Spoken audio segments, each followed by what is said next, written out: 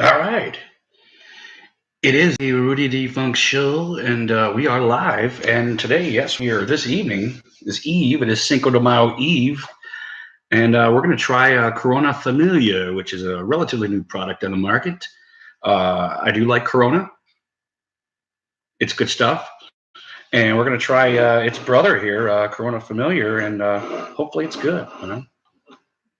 Cool label, brown, brown bottle, not the see through of his brethren. But we're definitely going to be talking Browns. We're going to be talking beer. And yes, I themed this episode as coverage, which I think is. Hey, Scott, how are you, brother? Thanks for chiming in, buddy. Oh, we got two already. Son of a bitch. I'm a lucky son of a bitch. How you guys doing? Yeah, trying another beer. Yeah, talking football. I love you guys. You guys are awesome. Happy Cinco de Mayo Eve. I hope everybody's being safe. Having a nice, safe weekend. Hopefully, everybody's having a brewski and our beer loving brothers out there. Here's to our Latino brothers, football and beer fans. God bless you guys. Hope you guys are safe this weekend. We are going to be safe. Good Rockets game was crazy. What was that this evening? We're gonna crack this baby open. We could do two things at once. We are gonna. I didn't twist it off with my hand, which is my beer joke, and I have to do every night. I don't do that. But hey, I wonder if it tastes like its brother at all.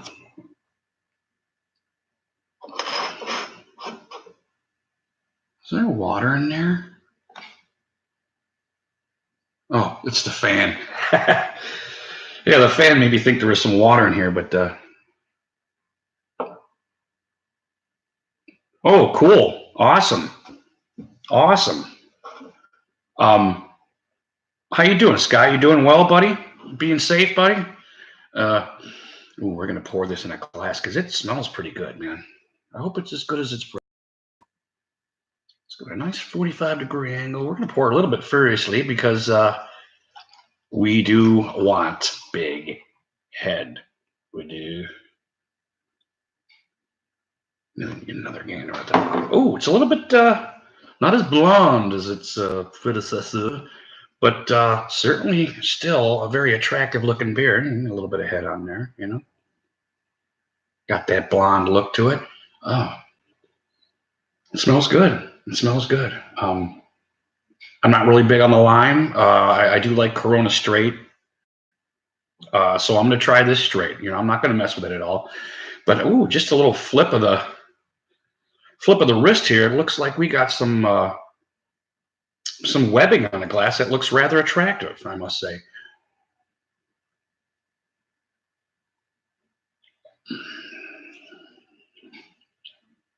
Ooh, a little bit different. Awesome, brother. Awesome. God bless you, buddy. I'm glad you're here, man. Pretty good. It is different. Maybe a little more tame. I could be wrong. Of course, like I told you guys, my palate's all fucked up from smoking, but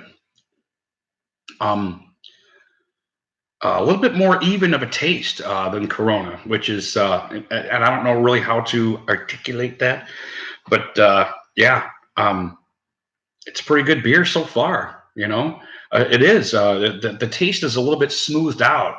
I couldn't find any real description on the box or the bottle. I'll retry that for you guys. That's well, not really too much. Only that it's from Mexico, and yeah, not too much. Not too much going on in the bottle here, and that's okay because I do trust the Corona guys, for making another decent beer. Hey, Bob, how are you, buddy? How you been, baby girl? Yeah, it's a little bit weird. It's a little bit more of an even taste. If you tried Corona, and maybe it wasn't your thing, you might want to try um, the Familia. It's a little bit more spread out. It's not doesn't have the little bit of punch that Corona has, and it's just a slight punch. It's nothing ridiculous, obviously, but yeah, a little bit more of an even tempered beer, I think, and it's doing its job, obviously,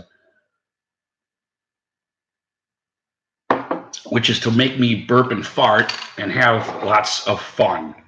So yeah, God bless my Latinos brothers and sisters and football and beer lovers. Once again, I hope you guys are safe. I'm burnt.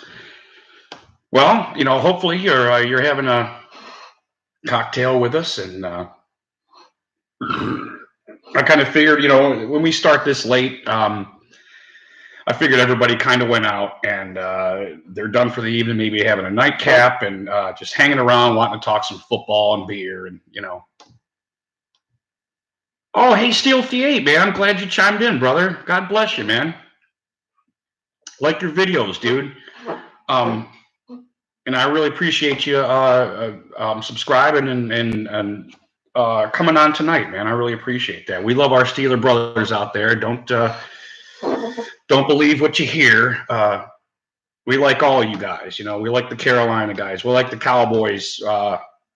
We got San Francisco. Bobby's obviously, yeah, from his little tag there. He's a San Francisco guy. But yeah, the beer is good. What are you guys doing tonight? What are you guys drinking tonight?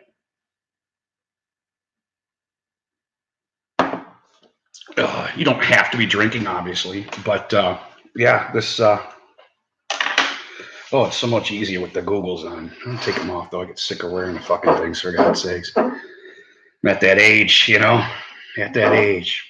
But yeah, the beer is good, and I'm glad I tried this. To be honest with you, this was like my first bias when I was looking at the Mexican imports.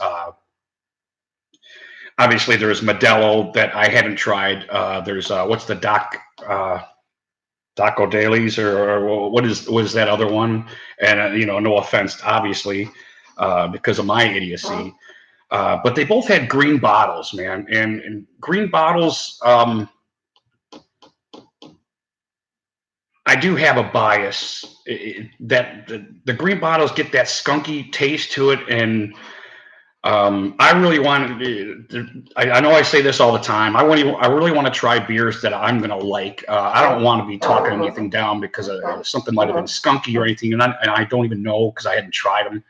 But when I try something, I really want to like it, and I do like this. It's pretty good beer, and like I said, it's a little more moderate than even the regular Corona. So that's really interesting, yeah, you're right, Scott. You're right. But I am going to flap my big ass lips about some browns tonight. And I don't want to say there's a lot to color, but Nathaniel, how are you, brother? Are you safe? Are you at home? I hope. Behaving yourself?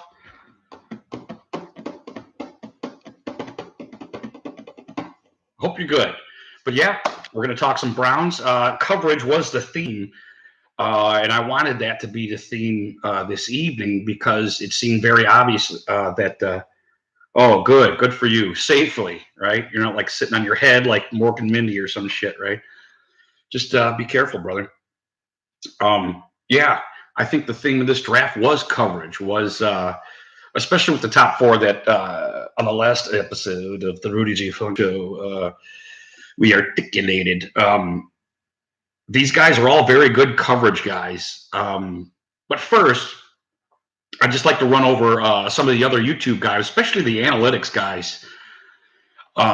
You might have seen if you're a pro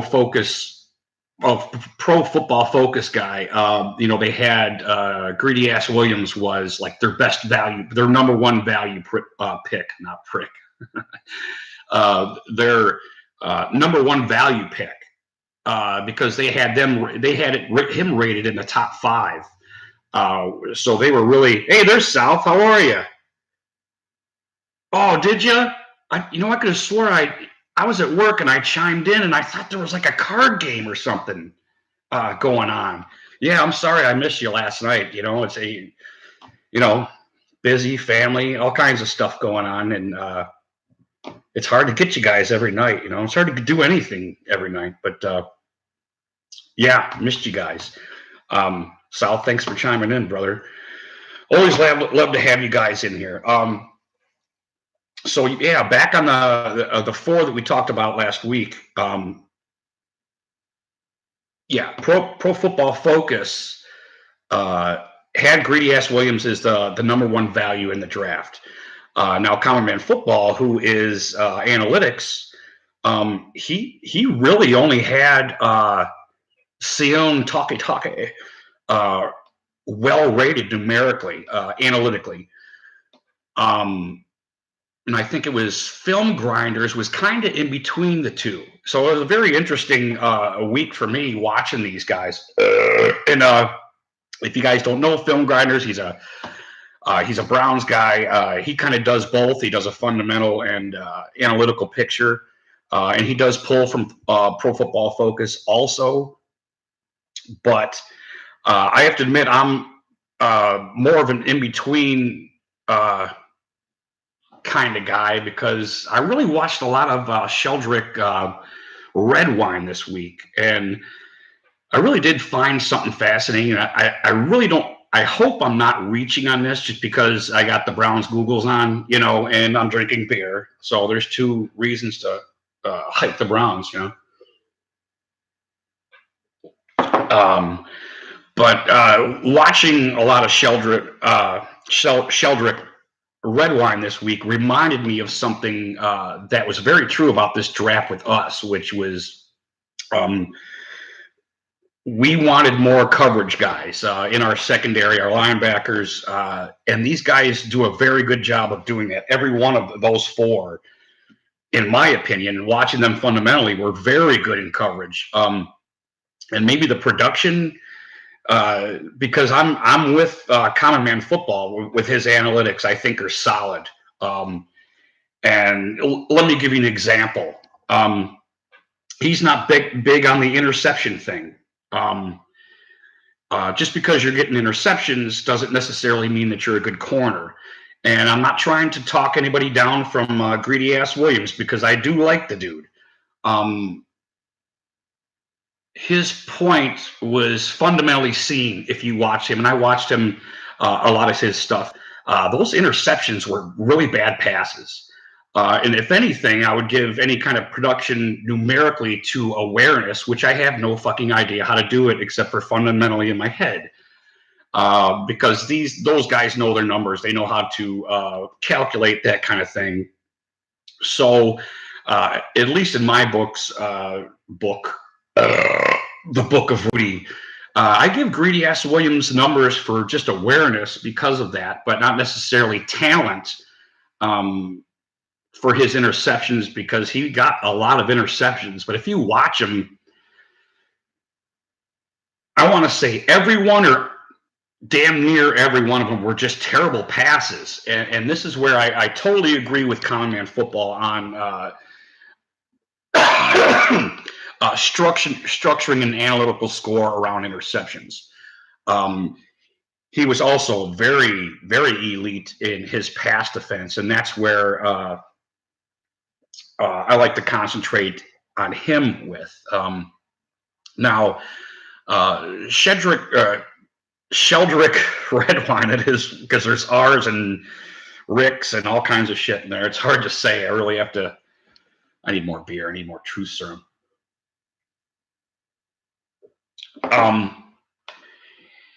Now, Common Man Football had really moderate scores on him, despite his quickness and his production numbers. There was a lot of non-production fundamentals that I saw with this kid. And, let me know whether you think I just got the beer goggles on or the Browns goggles on, or and I'm just like reaching here. But they didn't throw towards him often. And I try to get an analytical study, just racking it up as I'm watching this stuff. He almost disappears. He very much disappears in that secondary in a lot of different positions. I mean, Miami really did use him almost like a Peppers, and I think Film Grinders might have said something close to this of how him being a less talented Peppers somehow. I don't necessarily know if that's true or if I agree with it or not, because for one thing, he kind of disappeared and he was never thrown, not never, very often he was not thrown towards because he was covering his guy. And I have to give him some kind of production appraisal because of that. And it is possible that I'm just doing it because I'm a Browns fan and I want to like these guys, because that's fucking true. We are very upbeat here about football, about the draft, about what the Browns do. Even when they're terrible, we try to at least be, half full here. But I really don't think I necessarily didn't see the stuff that I didn't see, if that makes sense to you. And some of the proof is when he blitzed. And if you watch Sheldrick and a lot of his verses, when he would blitz, nobody even saw him. And he wasn't hidden as a linebacker or nothing. This dude would pull right up to the fucking line. He's in every play of the game.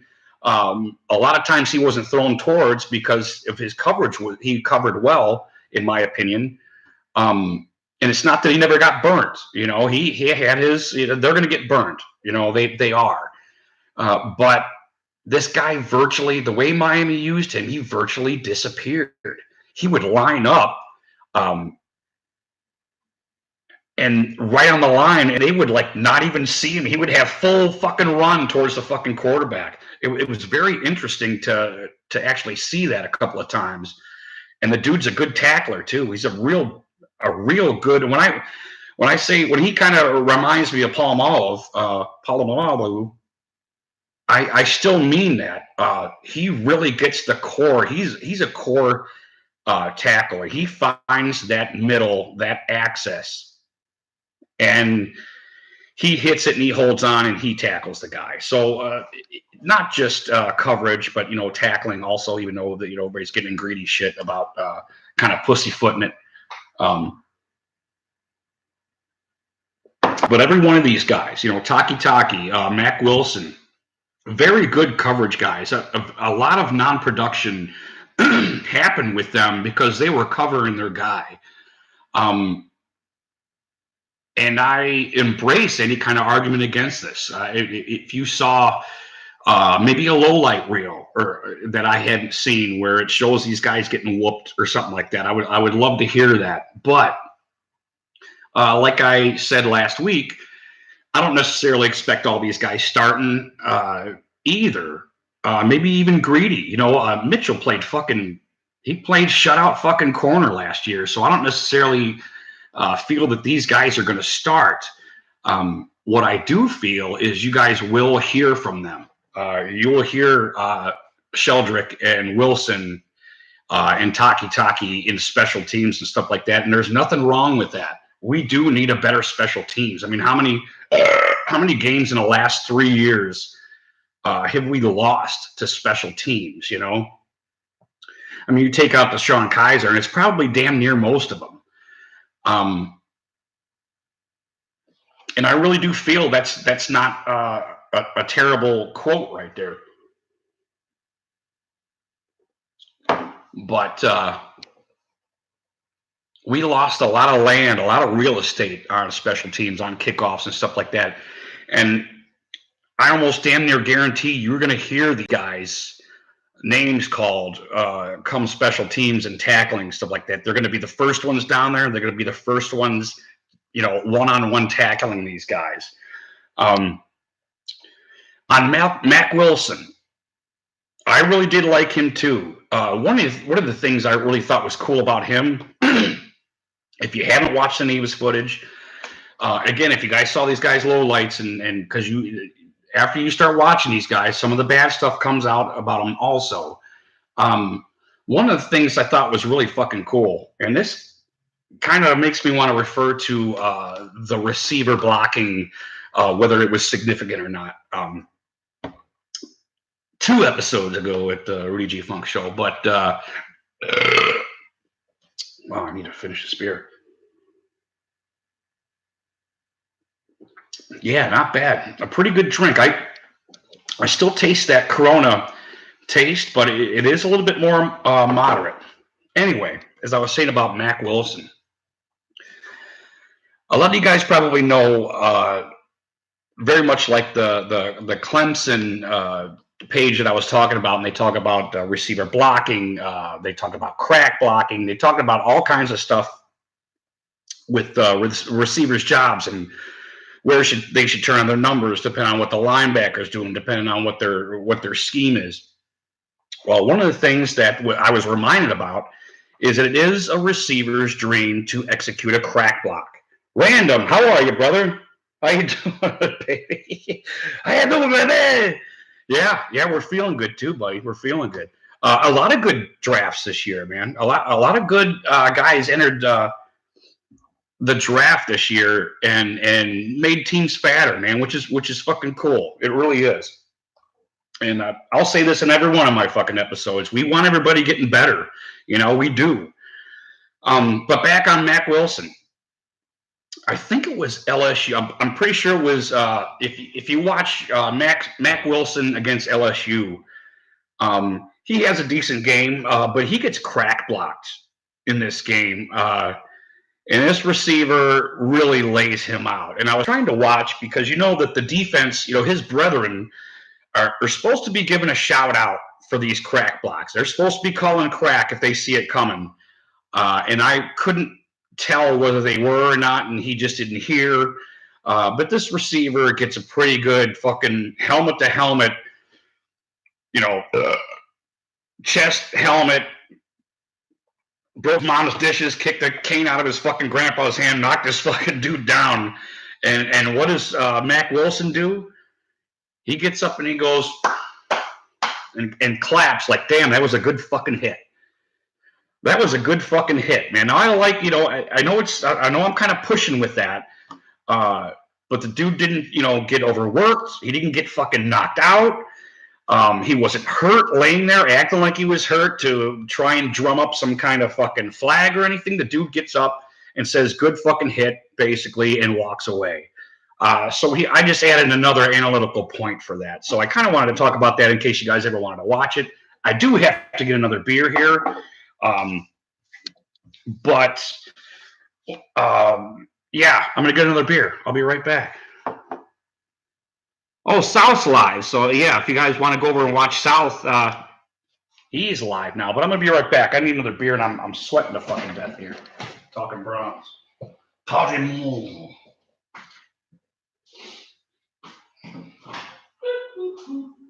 Oh.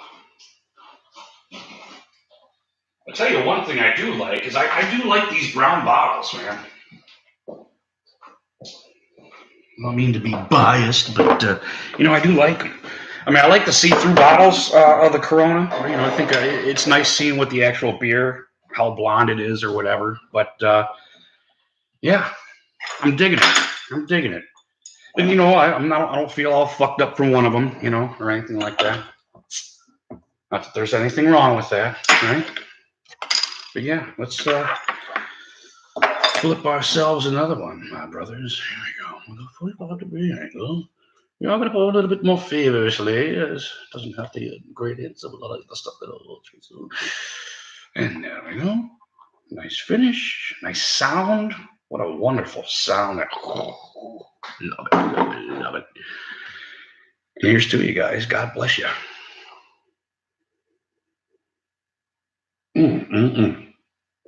Not bad. We got a little bit of webbing. All the stuff I like in a great beer, huh?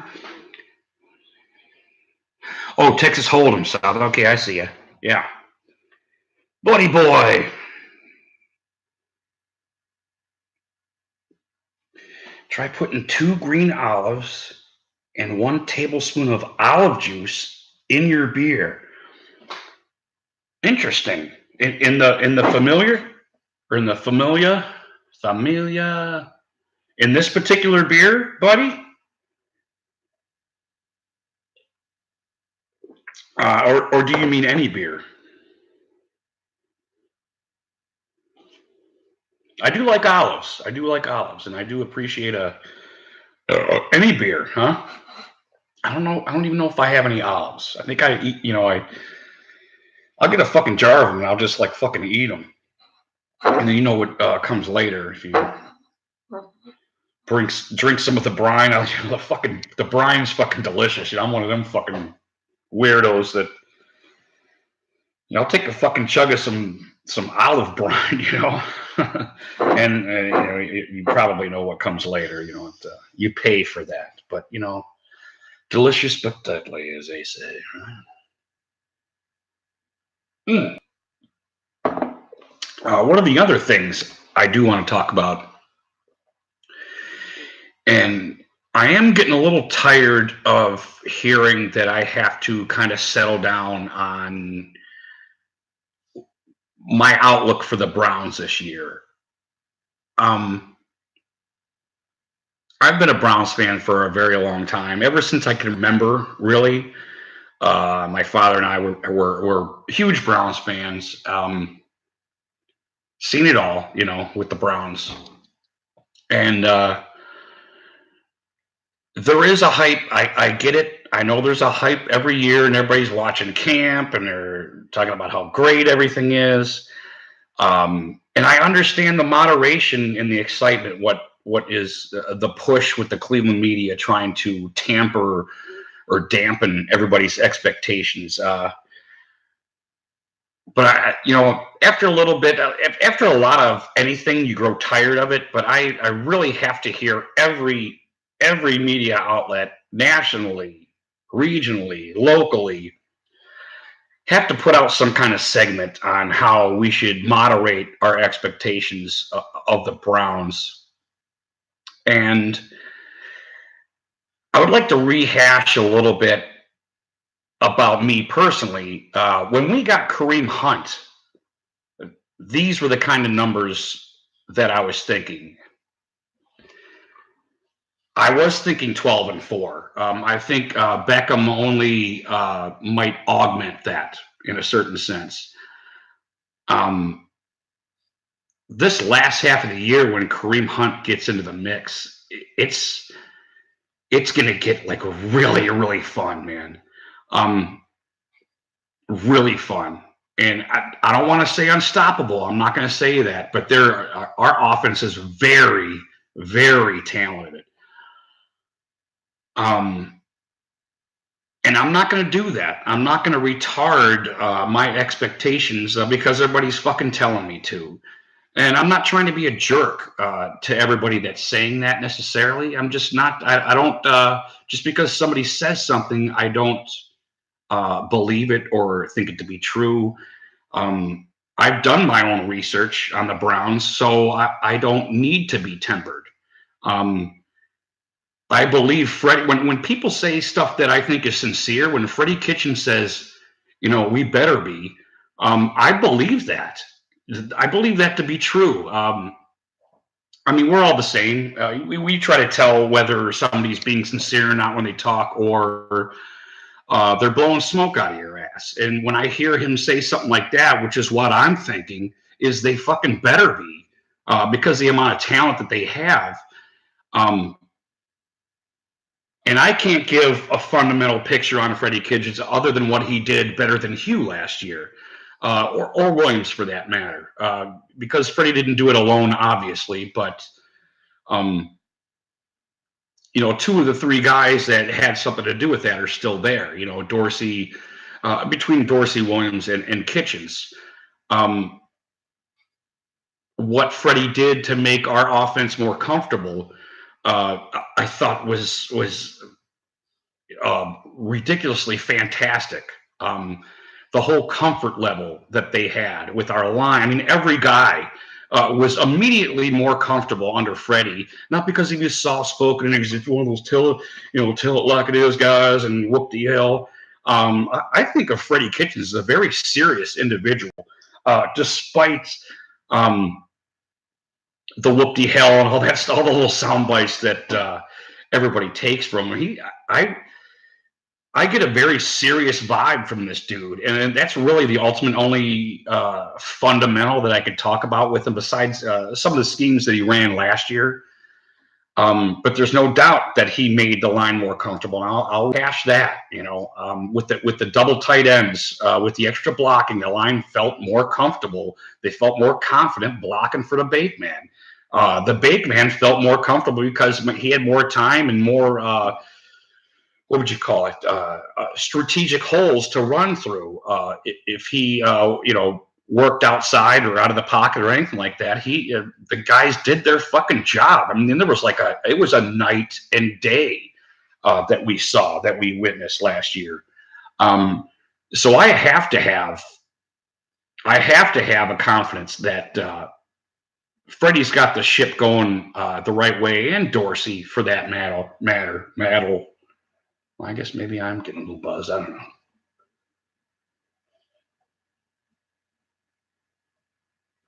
But that's a good thing.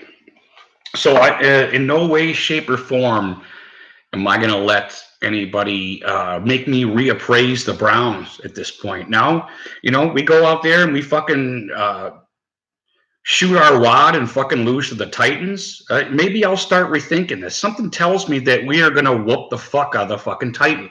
I just don't. The matchup it's uncanny. It's not ridiculous, and I don't mean like Troy, burn them to the ground or anything like that. But I'm talking like some of the stuff that happened to us last year. Like what was it, 31-10? Steelers. You name it. Any of the other two games that were really upsetting for Browns fans. The San Diego game, the Ravens game. Even though that was relatively close, for a half we were getting the shit whipped out of us, but this talent that we have, it's not. I don't feel we could do no wrong, but it does make it a lot easier when you've got that many guys for their defense to worry about. And on the defensive side, we did shore some stuff up and get a little bit deeper. Not as deep as I would like, because I have to admit, before the draft, I was getting fucking nervous, man. Despite getting Sheldon Richardson and Olivier, Vernon, we did get rid of Ogba, and that kind of shit gets me nervous sometimes because I thought Ogba was decent. A decent lineman, But yeah, I'm not going off at 12-4. I think it's 12-4 plus. I don't believe that there's going to be some kind of huge deficit surprise with the Browns this year.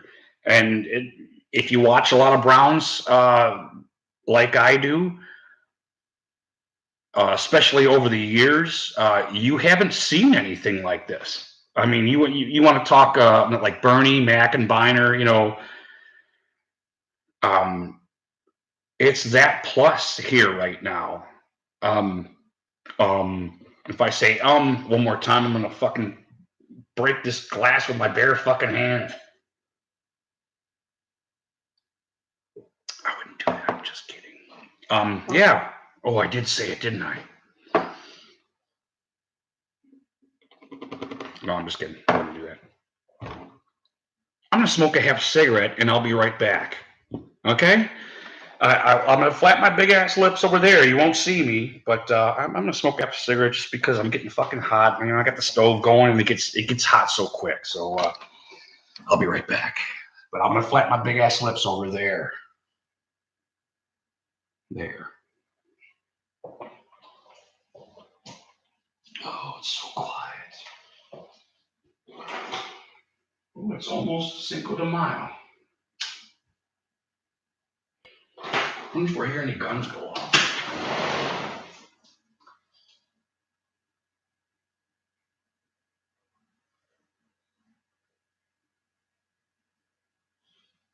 It's relatively quiet.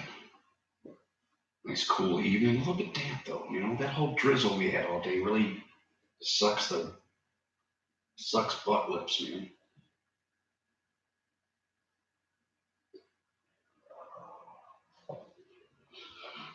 Need a little drink to soften it up. But yeah, hope everybody's doing all right tonight,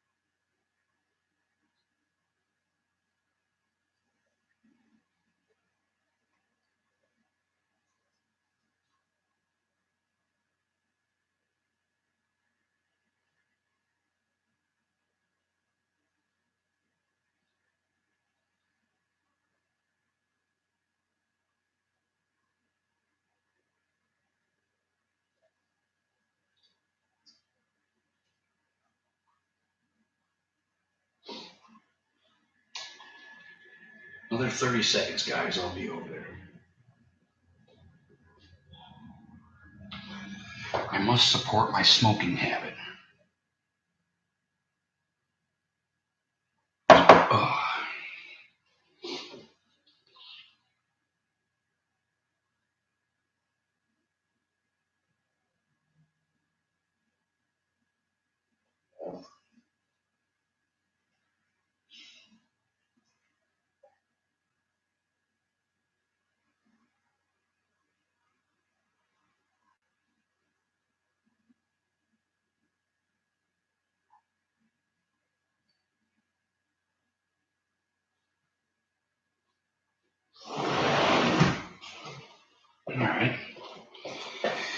All right.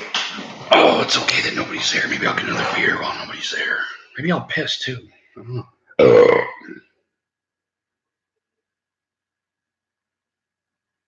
I do need another beer, and I am going to piss too.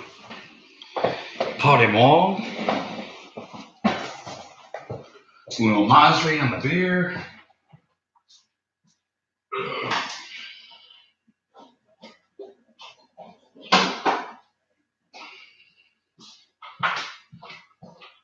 I'm just going to go ahead and set that son of a bitch right there.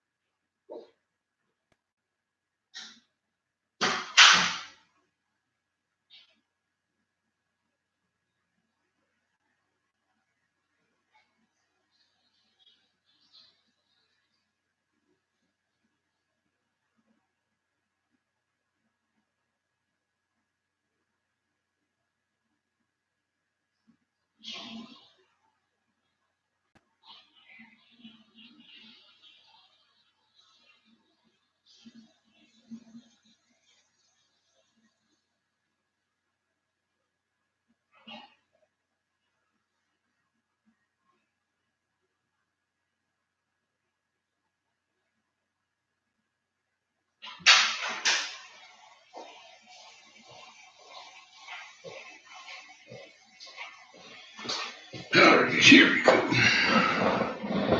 All right, I'm back. Yeah, I had to piss. I didn't get killed or anything. I'm okay. I'm well. Here we go with another one. Blam. All right.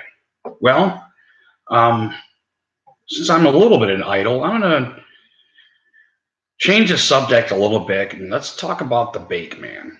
I'm gonna flap my big ass lips. A little bit of a recount on the bake man. What a great rookie year he had. And if you ever watched my first video, I wanted to get my first video in right the eve of the draft that year. Because I wanted to get my pick in for quarterback. And if you watch it, you'll realize it was Mason Rudolph. And I'd like to not necessarily apologize, but because I was a Cody Kessler fan and I saw what happened to him when he was here, that really, despite knowing that the Bake Man analytically was the number one quarterback in the draft, his size didn't bother me. What I didn't want to go through with the Browns was another. He's a Colt McCoy. He's a Johnny Manziel. I didn't want to hear this fucking shit every fucking 5 minutes, for a whole fucking season. And Mason Rudolph is obviously taller, a very, very severe deep ball threat, and I thought was a very good quarterback. And that helped me with the pick that I wanted to give that year. And I don't take anything back about what I said about Mason Rudolph. He's going to be a very good quarterback, and I said that many, many times on my show. But it really did help.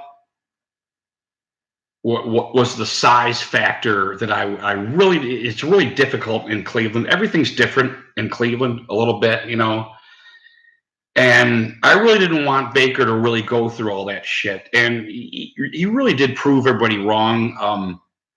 In my opinion, that's kind of what I want to talk about right now. Is I think he had proved that everybody needs throwing lanes. It's not just Drew Brees, It's not just Baker.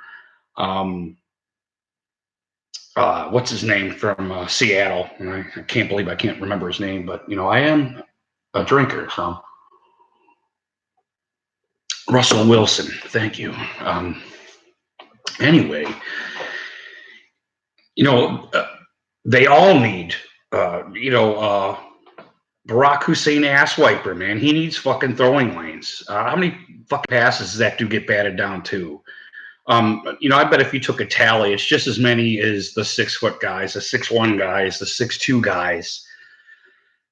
And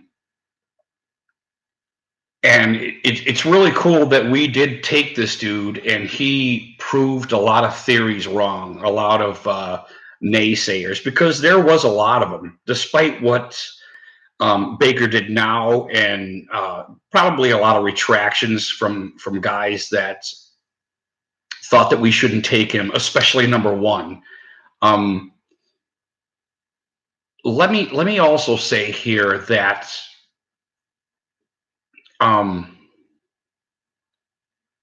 Baker is not a very good quarterback because he was taken number one. He was taken number one because he's a very good quarterback.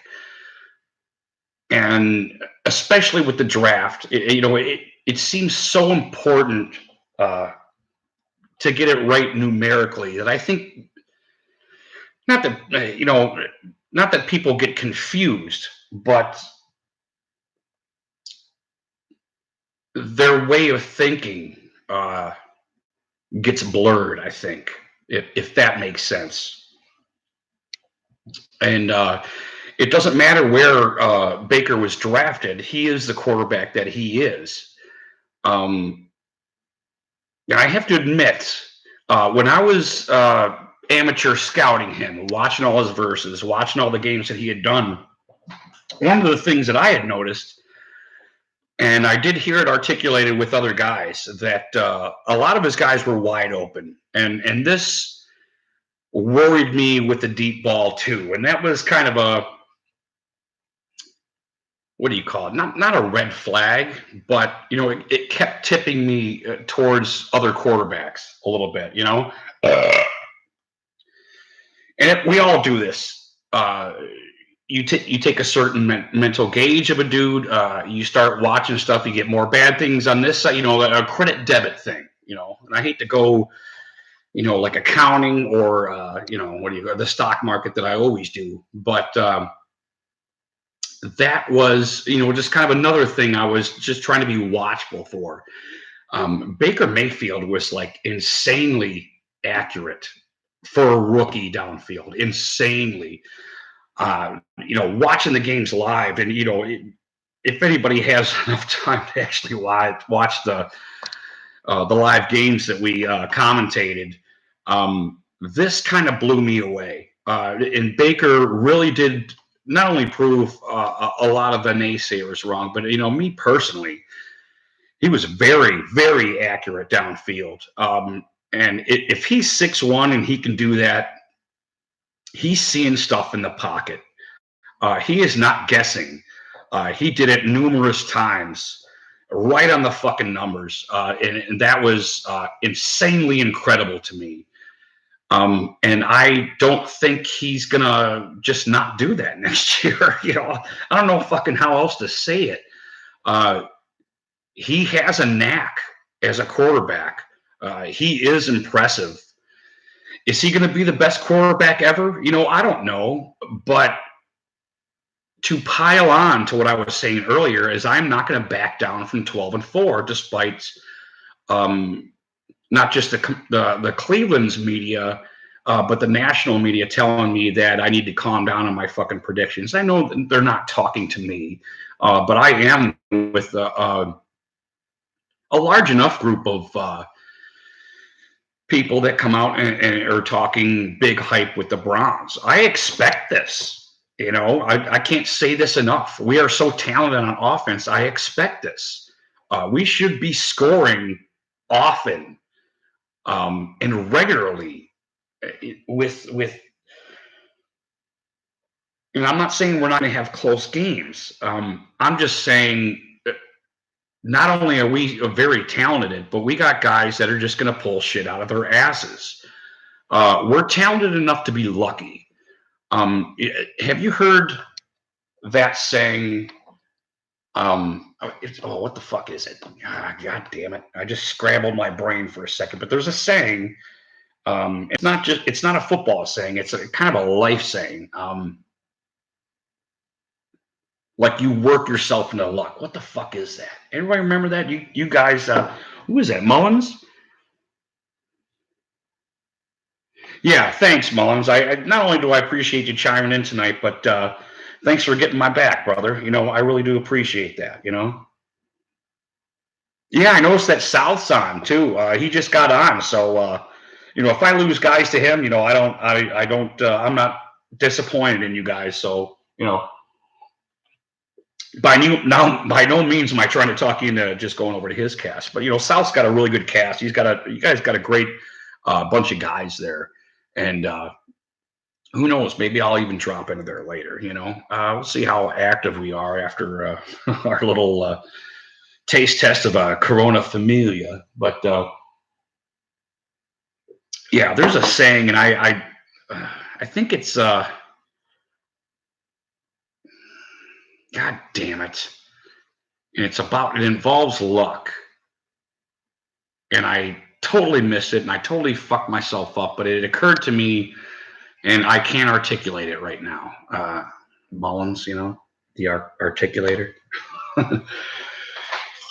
However, it is something to do with those that work hard. Like luck kind of falls in their lap. And we got a lot of guys that not just work hard, but are very talented. And like LeBron's, I think LeBron James is a perfect example of working hard enough for luck to get in your lap. And I don't mean we were lucky to win the championship, but you kind of understand how I'm kind of wrapping this up with Baker and the guys, and how I am not going to rescind my 12-4 prediction. I think it's going to be that plus. But I have to admit, if we lose to the Titans, I'm going to rethink that. I'll be rethinking that. We should beat the Titans. We are much more talented than the Titans. We almost beat them with Cody Kessler, for God's sakes. So and I know that was 2 years ago or 3 years ago. Yeah, well, 2 years ago, 3, however you want to numerically analyze that. But yeah, that's some of the stuff I just kind of wanted to talk about tonight. and not necessarily apologizing to Bakeman or any of the stuff that I saw with the quarterbacks that year, but there's no doubt that he did very much surprise me. A lot of the stuff he did, and I have to be honest with you. Some of the on the negative side, some of the interceptions surprised me too, because he is not very interception oriented, and I know that his touchdowns far outweighed his interceptions. He really had a great analytical year too. But some of the interceptions did surprise me a little bit because it really was non-Baker like. And I have no way of fundamentally explaining his interceptions, and they weren't huge. But I hope that we watched that Texans game a lot, and I hope that game hurts enough to totally analyze that game and what that defense was doing to us. Maybe I need to watch it more. Maybe I need to watch it a couple of times and see what the hell they're doing, because their linebackers were falling back a lot from what I remember. They were jumping up and tipping a lot of these passes, which ones they weren't intercepting. Romeo did a really good job of really kind of shutting us down that game. And obviously, I don't want all the opposition just watching that and duplicating that. So we better have a fucking remedy for that. And I mean that when I say that. We better have a remedy for that, fundamentally, to discourage the defense from taking that shit away from us. So anyway, how are you guys doing? What are you guys drinking tonight? I got one watcher, so who do I got out there? I can't even fucking see. Okay, I think Mullins left, but we like our drive-by guys too. I don't know. I've been going for not necessarily an hour. Maybe I'll have a smoke real quick. A little half a smoke. And I just kind of wanted to get that off my chest. I think personally, I feel like I slanted the bake man a little bit. Give me just a second. I want to go smoke a half a smoke, and I'll be back. And if we got zero, maybe I'll cut off and go do something else. But what's important is that at least, I'm a little selfish, but I articulated what I wanted to articulate this evening. I'm trying to think if I missed anything. I don't think so. I've talked about Mac Wilson, Sheldrick, red wine, greed, Taki. Maybe I didn't talk about Taki enough. I don't know. I think I need to watch more film on him. Maybe I'll come to a compilation next weekend on him. But the rest of them, I think he's the only one that I haven't totally binged watched all his stuff. But I did watch enough to see that he is a talented fella and is very good in coverage, very good at a lot of things. Maybe I should kind of talk about that a little bit. That is one thing about at least 3 of the 4 guys that we talked about last week, and they're good at a lot of things. I don't want to say greedy. He's a cornerback. He's good at covering. But Sheldrick, Taki, Wilson, these guys are good blitzers. They're good coverers, which they share with Greedy. There's a lot of good things about these guys. And a little bit of padding from the draft. A little bit of comfort, I think, if you're a Browns fan.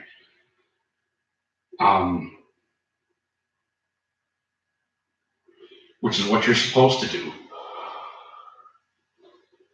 you get as talented as you can, and you take the picks that you can take, and you try to pad that. Um, Not want to say these guys are padding or anything like that, because I do believe they're going to be starters eventually. Um, but you get the best guys that you can get with the picks that you have, and I really do think that we did, despite my ramblings about Common Man football and his numbers. I think they're a little bit better than his numbers.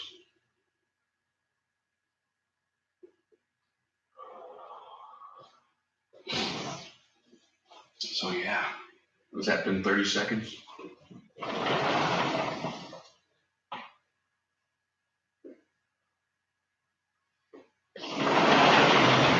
right, that was a half a smoke. Oh, there we go. We're back. Ugh. All right, who's holding on there, brother? Who's my one guy watching? What you drinking there, buddy? Got my glasses on so I can read you guys' shit. Oh, pretty good beer. I'm digging it, and it is a little weird with the Corona name, and it's a little bit more balanced beer. It's like, but it seems like they cared when they put this out. Like they were trying to hit more customers, I think, with this, and I think they will eventually. I think the word will get out. That is a little bit more even tempered beer. And a lot more men and women are going to like this, I think, So that's pretty good rating on it, I think, if I want to rate it. I do very much like it. It is an attractive beer, You got a little bit of webbing there holding on. It's, obviously it's not a thick beer. It's a pretty easy drinking beer. It's got a nice color. It's got a nice. It's got that. It's maybe a little bit darker hue. Did I say hue? Yeah, I did. A little bit darker than your regular Corona, from what I can understand. I don't know. Maybe it's the lighting. Yeah, maybe it is a little bit. Yeah, it is. It is a little bit darker. But yeah, I'm liking it. I'm digging it, and I'm drinking them. I'm gonna keep drinking them probably till I pass out. No, I'm just kidding. I won't pass out. What's the difference between just going to sleep? This has always been a problem for me. Not that I drink too much or anything. If I'm drinking and I go to bed, I didn't pass out. I was drinking. I was tired. I went to bed. I did not pass out.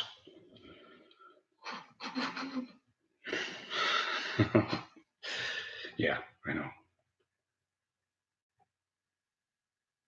The ravings of a madman, right? Yeah, but good beer, good times. Life is good, and I'm digging it. I don't think I'm going to stick around too much longer. I don't want to just sit here and flap my big ass lips, because I'm kind of running out of things to talk about, unless you guys got anything to talk about. But yeah, I think I'm going to go. I appreciate you guys. Whoever's sticking around, I really appreciate it. I won't be on anymore tonight. I'm good. I talked about a very good beer. I talked about a very good team, and that was my goal for tonight. So God bless you guys. Happy Cinco-de-mayo. It is actually Cinco-de-mayo now, so I hope you guys are safe. Hope you guys are drinking responsibly. I hope you guys are taking care of your families, and everybody's safe and everybody's good. God bless you guys. And it is Rudy G. Funk. And be safe. All right.